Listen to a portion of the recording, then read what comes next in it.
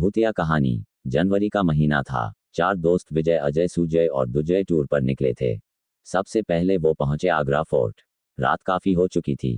कड़ाके की ठंड पड़ रही थी। आगरा फोर्ट में पीछे की ओर कोई आता जाता नहीं था। वहां 1-2 लोग तंबू लगाकर भी रहते थे और वहां पर घूमने के लिए भी कोई नहीं आता था, क्योंकि आगरा फोर्ट बहुत बड़ा है। विजय अपने दोस्त के साथ वहीं पर बैठा था। ठंड काफी हो रही थी, इसलिए उन लोगों ने आग जला ली, पर उन्हें डर था कि कोई यहाँ आ न जाए उन्हें डिस्टर्ब करने के लिए। पर रात के करीब 2 बज रहे थे, इसलिए वहां किसी के आने की कोई संभावना नहीं थी। चारों दोस्त आग जलाकर आपस में बातें कर रहे थे। नितिन, क्या मस्त जगह है। कभी यहाँ पर राजा महाराजा लोग रहते होंगे। सैकड़ों सैनिक यहाँ पर खड़े रहते होंगे जहाँ पर हम लोग बैठे हैं। हो सकता है यहीं पर कितने लोग मारे गए हों। पर आज देखो, इतना बड़ा किला खाली पड़ा है। अब यहाँ सिर्फ घूमने के लिए लोग आते हैं। अजय, अच्छा हुआ हम लोगों ने कोई होटल नहीं लिया, और हम लोग अब आगे कहीं पर भी जाएंगे तो कभी होटल नहीं लेंगे, ऐसे ही रात बिताएंगे। कितना अच्छा माहौल लग रहा है, और इस तरह के डरावने एक्सपीरियंसेस करने में बहुत मज़ा आता है। विजय, तो ठीक है, हम सब जहाँ भी जाएंगे ऐसे ही रात बिताएंगे, जो कि बहुत डरावनी हो, और उसमें 4 चांद लगाने के लिए हम में से हर बार कोई न कोई एक हॉरर कहानी सुनाएगा। लेकिन वो कहानी बनावटी नहीं होनी चाहिए। सच में उसके साथ वो घटना घटी होनी चाहिए, क्योंकि हर किसी के साथ कभी न कभी डरावनी घटना होती ही है ना। सुजय, तो ठीक है विजय, प्लान तूने बनाया है तो सबसे पहली कहानी तू ही सुनाएगा। इसके बाद हम सलाह कर लेंगे कि फिर कहानी कौन सुनाएगा। ठीक है विजय। विजय, ठीक है, तो दिल थाम कर तुम लोग बैठ जाओ और सुनो। अजय, ये कहानी तुझे ज़रूर पता होगी, क्योंकि तेरे साथ जो हादसा हुआ था मैं वही कहानी सुनाने वाला हूँ। अजय, अच्छा, वो कहानी सुनाने जा रहा है तू? यार, उस बारे में मैं सोच लेता हूँ ना तो मेरे रोंगटे खड़े हो जाते हैं। ठीक है, सुना, मज़ा आएगा। विजय, तो कहानी यहाँ से शुरू होती है कि रात के करीब 1 बजे हाईवे पर मैं अपनी स्कूटी पर कहीं जा रहा था। हाईवे पर दूर दूर तक कोई भी दिखाई नहीं दे रहा था। चारों तरफ बस सन्नाटा था। हवाओं की भयानक डरावनी आवाज़ें मेरे कानों में बार बार पड़ रही थी।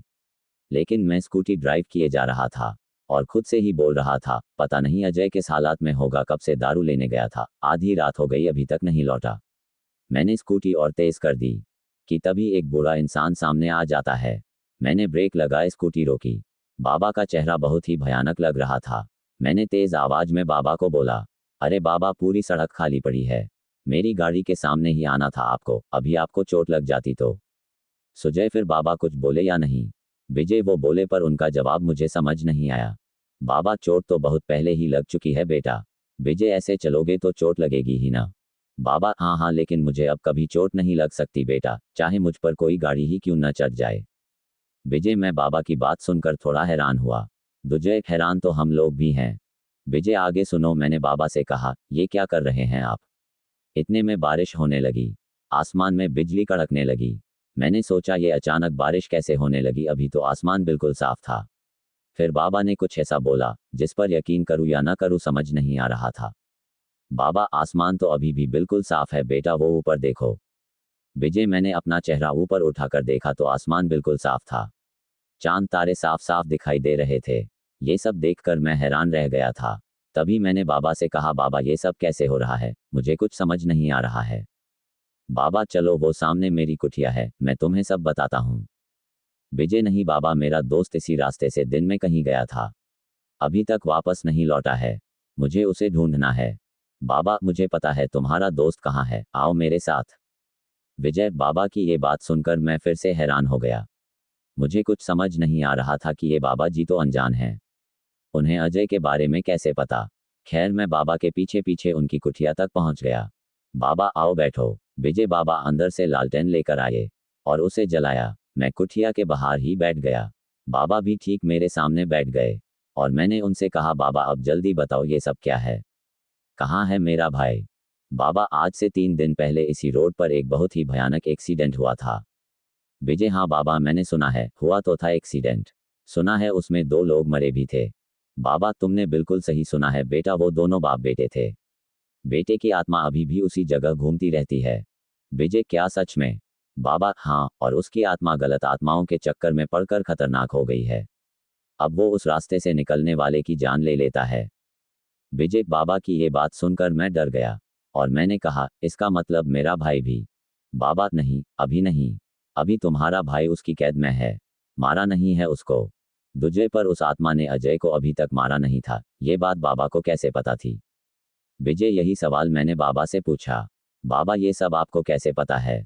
मुझे समझ नहीं आ रहा बाबा। बाबा, सब समझ आ जाएगा, थोड़ा रखो बेटा और पूरी बात सुनो। ये जो बारिश हो रही है ये कोई आम बारिश नहीं है, उसी आत्मा ने कराई है।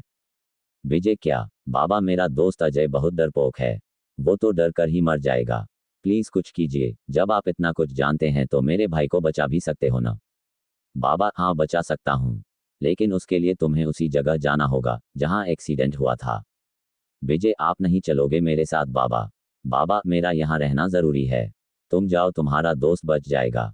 अगर जरूरत पड़ी तो मैं तुरंत आ जाऊंगा। विजय, ठीक है बाबा, चलता हूँ मैं, मेरे भाई को बचा लेना। बाबा, फिक्र मत करो। विजय, मैं वहां से उठा, अपनी स्कूटी स्टार्ट की और चला गया।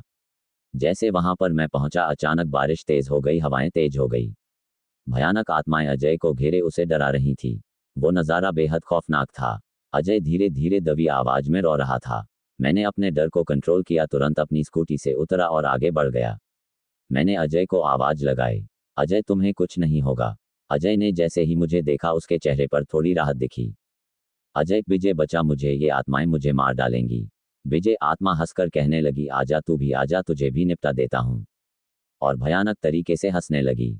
तभी अचानक बारिश रुक गई, आसमान में बिजली चमकी जिससे कि तेज रोशनी पैदा हुई। और तभी मैंने देखा कि वहां पर बाबा आ गए थे। आत्मा ने बाबा से कहा, तुम यहाँ से चले जाओ पापा, ये दोनों मेरे शिकार हैं।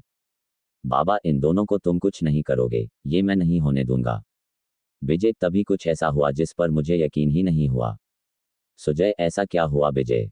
विजय, बाबा की आंखों से एक चिंगारी निकली जिससे वो आत्मा जलकर खत्म हो गई।